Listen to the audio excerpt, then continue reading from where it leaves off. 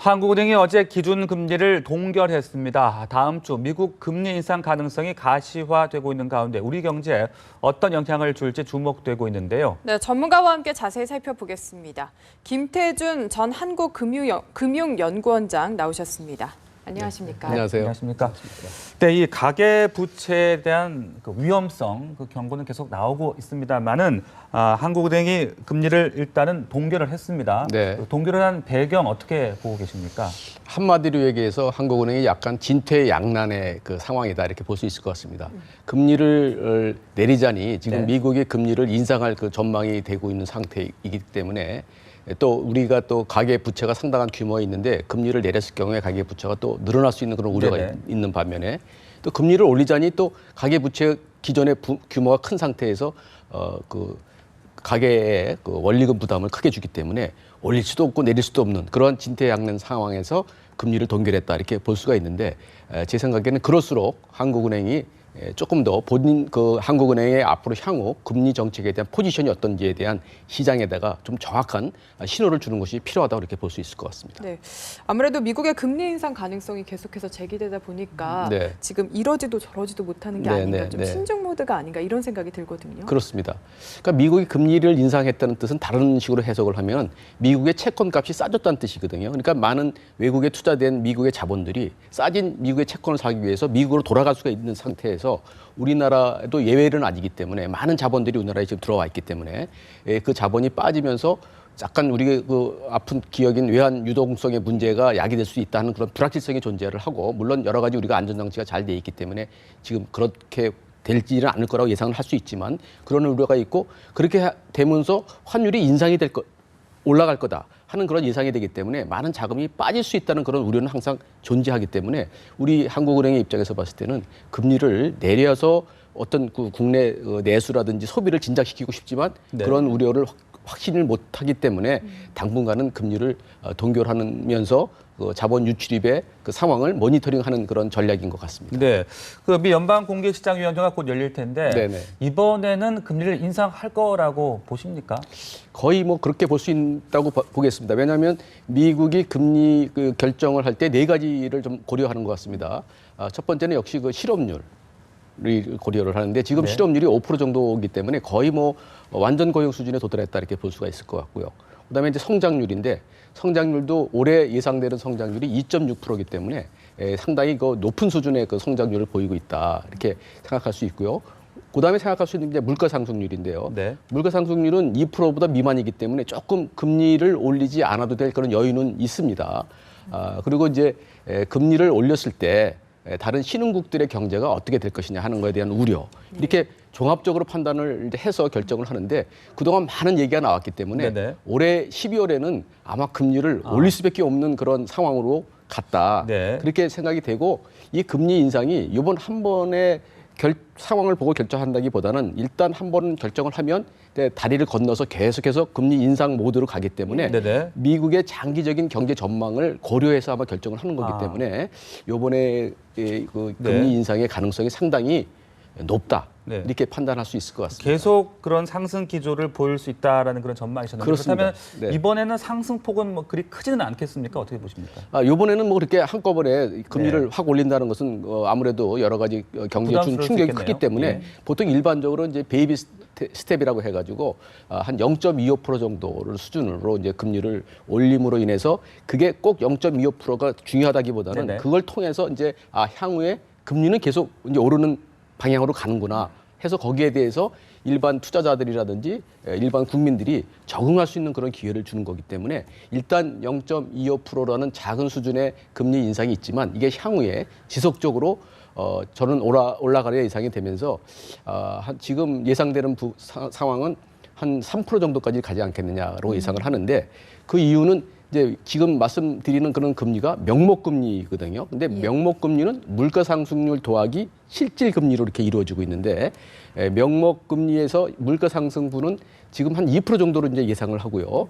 그다음에 이제 실질금리는 그 자본의 질이 높아짐으로 인해서 보상받는 그런 그 부분이기 때문에 그게 한 1% 정도 된다 그러면 경제가 균형 상태에 있을 때는 명목금리는 한 미국의 경우 예. 한 3% 정도 돼야 된다고 사람들이 인식을 하고 있기 때문에 결국에는 미국 경제가 정상 수준으로 간다 하면 그 3% 수준으로 갈 것이다. 이렇게 예상을 할 수가 있기 때문에 그리 가긴 가는데 이게 얼마의 기간에 걸쳐서 가느냐 네. 하는 거는 조금 우리가 생각해 볼 수 있지만 그래도 1년에 한 1%씩 해가지고 한 네. 3년, 2018년 정도에 3% 정도에 가지 않겠나.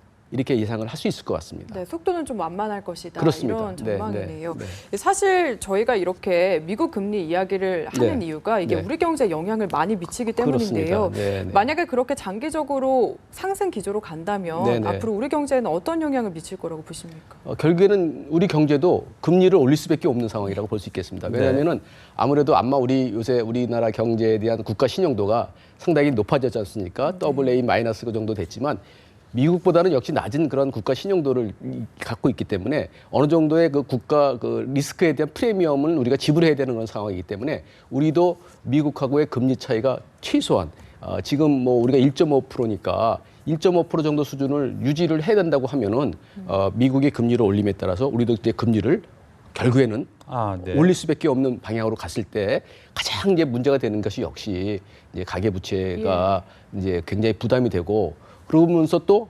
투자도 위축이 될 수밖에 없는 그런 상황이기 네. 때문에 상당히 우리 경제에 어려움을 줄 수 있다. 이런 전망을 할 수밖에 없습니다. 네, 앞선 이제 한국은행이 금리를 조정하기가 참 힘든 네. 상황이라고 말씀을 네, 네. 하셨는데 네, 이제 네. 미국이 올린다면 우리도 따라 올릴 수밖에 없다. 그렇습니다. 네. 여러 가지 좀 어려움이 있지 않을까요? 네. 방금도 말씀을 몇 가지 그렇습니다. 하셨습니다만은. 네, 그래서 어려움이 있기 때문에 그럴수록 네. 한국은행이 정확하게 금리 정책을 어떻게 가져갈 것이다라는 그 신호를 시장에 정확해줘서 이 우리 그 일반 경제 주체들이 한국은행의 금리 인상에 대해서 어떠한 대응을 해야 될 것인가를 갖다가 잘 이렇게 소화를 해서 대응 전략을 짜야 된다고 생각이 네. 들고요. 또 한편으로는 이제 그런 건 있습니다.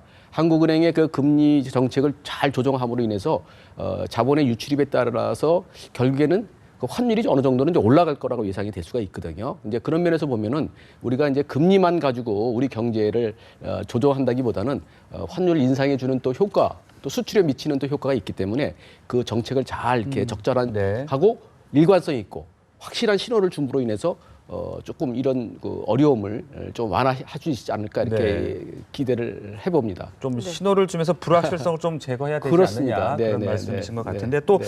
그 소비 이야기도 네. 좀 네, 해보고 네. 싶은데요. 네. 이게 국내 소비가 내년에 뭐 급격히 네, 둔화할 수 있다 지금 이런 전망이 그렇습니다. 나오고 있다고요. 네. 네. 아까 말씀드린 것처럼 결국에는 소비가 둔화될 수 있는 가장 근본적인 그 원인 중에 하나가 금리 인상에 따른 우리도 네. 금리를 어차피 올려야 되니까 금리 인상에 따르는 그 가계의 그 이자 부담이 커지니까 거기에 따르는 소비가 위축될 수밖에 없는 상황이고요. 또 가뜩이나 지금 투자가 안 이루어지는 상태에서 금리까지 올라간다 하면 투자 또한 위축이 될 수밖에 없다. 이렇게 예상할 수가 있을 것 같고요. 또 요즘에 나오는 이제 그 여러 가지 정책 중에서 우리 가계부채의 규모가 너무 크니까 네. 가계부채의 증가 속도를 좀 조정하기 위해서 여러 가지 대책이 나오고 있습니다. 근데 그 대책은 결국에는 가계에 부담이 돼서 가계들이 조금 더 꾼 돈이라든지 이자를 갚아야 되는 쪽으로 가기 때문에 아무래도 가계가 소비를 하기 위한 여력은 조금 줄어들지 않을까 하는 생각이 되기 때문에 네. 뭐 소비 절벽이란 말까지 뭘 꼭 해야 될지는 모르겠지만 예. 소비가 상당히 위축될 수 있다. 이렇게 우리는 예상할 수 있을 것 같습니다. 네. 그리고 또 하나 우리 경제 지금 네. 악재가 유가 하락세가 네, 네. 좀처럼 꺾이지 않는다는 네, 게 아닐까 네, 네. 싶은데 네, 네. 보통 기름값이 내려가면 좋은 일이 아닌가 일반 소비자분들은 그렇게 생각하시거든요. 그렇죠. 네, 근데 네, 이게 네. 왜 악재인가요? 결국에는 그 유가 하락의 원인을 생각해 보면 이게 악재라고 볼 수가 있죠. 물론 네. 지금 앵커께서 말씀하신 대로 유가 하락은 우리한테 굉장히 좋죠. 우리가 원유 수입 세계 5대 수입국인데 유가가 하락이 되면 우리나라 경상수지에 굉장히 도움이 되는 거지 않습니까? 근데 유가가 하락이 되는 이유는 세계 경제가 결국에는 침체가 됐기 때문에 원유에 대한 수요가 줄어들기 때문에 유가가 이제 하락이 된 거 아니겠습니까? 그러다 보니까 중국 경제의 이런 침체를 의미하는 것이고, 그다음에 우리가 이제 수출 시장 중에서 상당한 비중이 뭐냐면 신흥국 시장에 대해 수출을 하고 있기 때문에 네. 그 원유 수출국들이 어려워지게 되면 아무래도 그 부분을 선진국 경제가 상쇄를 시켜야 되는데 선진국 경제 중에서는 오로지 미국 경제만 지금 잘 나가고 있지 뭐 유럽이라든지 일본 경제도 여전히 어려우니까 유가 하락에 원인이 된 신흥국 시장의 경제 침체를 상쇄할 수 있는 그런 동력이 아직 없기 때문에 우리 수출이 좀 위축이 되는 그런 상황이라고 이렇게 볼 수 있을 것 같습니다. 네, 관련해서 좀 신흥국의 경제 위기도 함께 이야기를 해봐야 될 것 같은데 네네네. 앞으로 달러화 강세가 계속된다면 계속 어려워지지 않을까 이런 우려들이 있거든요. 그렇습니다. 아까 말씀드린 것처럼 많은 그 미국에서 양적 완화를 통해서 바깥으로 유출된 그런 자본들이 다시 또 본국으로 돌아가는 과정에서 굉장히 취약한 우선 국가들의 자본부터 빠지게 되지 않겠습니까? 예. 근데 가장 취약한 그 신흥 시장이라고 볼 수 있는 것이 원유와 관련된 원자재 수출 국가들인데 세계 경제가 굉장히 지금 침체된 상태이기 때문에 그 나라들의 그 유동성, 외화 유동성의 문제가 이제 심각해질 수가 있지요. 그렇게 되면 이게 소위 말하는 이제 전염 효과라는 게 생길 수 있습니다. 신흥국에 다 뭉뚱그려서 돈이 빠지는 그런 그 전염 효과가 발생할 수가 있는데 우리나라도 전염 효과의 대상이 될 수도 있다는 그런 우려가 있을 수 있는데 우리나라는 이제 아시다시피 그동안 상당히 외환 보유액을 한 3,700억 정도 달러를 쌓아놨고 그다음에 이제 경상수지도 올해 한 1,000억 정도 달러의 그런 흑자를 보일 거로 예상이 되고 있기 때문에 다른 신흥국하고는 좀 차별화가 되는 거는 맞지만 또 다른 면으로 보면 상당히 많은 외국 자본이 우리나라의 주식 내지 채권 시장에 들어와 있습니다. 그래서 그 돈이 일부만 빠져도 상당히 우리한테 충격을 줄 수 있는 그런 상황은 될 수 있다고 볼 수가 있기 때문에 신흥국 경제가 어려운 것이 우리 경제에 분명히 악재로 작용할 수는 있지만 우리가 잘 이거를 모니터링을 해서 우리 나름대로 좀 더 면밀한 대비를 하면 그렇게 우리한테 꼭 어려움이 가중된다. 이렇게 하지 않게 될 수도 있을 것 같습니다. 네. 그리고 중간중간 이야기가 나오긴 했습니다만 그 가계부채 문제 끝으로 좀 다시 한번 여쭙고 싶은데 이게 금리가 올라가면 좀 수그러들 수 있을지 어떻게 좀 이 급증하는 가계부채를 관리를 해야 될까요? 그러니까 가계부채가 이제 규모가 이제 소득 대비 그 가계부채 규모가 높기 때문에 지금 문제가 되는 거지 않습니까? 그러니까 갚을 수 없는 부채를 유지했을 때 문제가 생기는 거니까 첫 번째 단기 대책으로는 역시 가계부채의 증가 속도를 늦춰야 되는 게 우선 첫 번째 대책으로 볼 수가 있는데 정부가 지금 제시하고 있는 안심 전환 대출이라든지 그거는 규모가 너무 작습니다. 그래서 그걸 규모를 좀 넓혀서 안심 전환 대출을 늘리는 거에 되고 그다음에 이제 원리금 상환 비율이 있지 않습니까? 이것도 조금 좀 적용을 하고 그다음에 DTI라고 자기 소득 수준에 맞는 부채를 빌려가는 그 비율도 좀 조정을 해서 가계부채가 지금처럼 막 늘어나는 속도를 좀 조정을 해야 될 것 같고요. 저는 그런 단기 대책과 더불어서 중장기 정책 중에 하나는 뭐냐면 지금 은행권이라든지 비은행권들이 갖고 있는 가계부채 중에서 부실화될 수 있는 그런 가계부채 있지 않습니까? 이걸 빨리 털어내야 되는데 털어내는 방법은 유동화를 시키는 겁니다. 유동화를 시켜서 그걸 누구한테 팔게 하는 거냐면 약간 이자율을 높게 해서 자본시장의 투자자들한테 그걸 넘기는 그런 식의 그걸 유동화라고 하는데 그 유동화 조치를 면밀히 빨리 검토를 해서 은행권의 그 부실이 이 가계부채로부터 이게 확산되는 거를 막아야 되겠다 한 그런 생각이 있고요. 그리고 마지막으로 중요한 건 뭐냐면 이게 굉장히 장기적인 정책이긴 하지만 방향은 옳다고 보는 게 뭐냐면 결국에는 우리가 가계부채가 늘어나도 소득이 늘어나면 사실은 그건 매니지할 수 있지만 소득이 안 늘어나고 있지 않습니까? 저성장이 있지 않습니까? 그러면 가계가 그 부채를 잘 매니지할 수 있으려면 결국에는 가계의 그 여러 가지 그 비용 있지 않습니까? 일상생활을 통해서 지출해야 되는 생활비용, 굉장히 경직적인 비용, 이걸 낮춰줘야 돼요. 그러니까 예를 들면은 뭐 주거비 중에서 월 전세 비용을 낮춰준다든지 사교육비를 대폭 낮춰주든지 해서 실질적으로 가계가 쓸 수 있는 그 소득 중에서 그 비중을 높여줘서 부채가 조금 늘어나더라도 부채를 매니지할 수 있는 방향으로 가야 되기 때문에 너무 소득만 늘려야만 된다는 식의 정책보다는 그걸 병행을 해서 실질적인 가계의 실질 소득을 증대시키는 그러한 노력이 필요하다. 이렇게 중장기적으로 우리가 대책을 세워야죠. 어느 날 갑자기 가계 부채를 해결할 수 있는 문제는 이제 아닌 거로 인식을 해서 관리를 잘하는 마치 당뇨병을 관리 잘하듯이 이걸 잘 관리를 해야 되는 그런 시점이 와 있는 것 같습니다. 알겠습니다. 지금까지 김태준 전 한국금융연구원장과 함께했습니다. 말씀 잘 들었습니다. 고맙습니다. 감사합니다.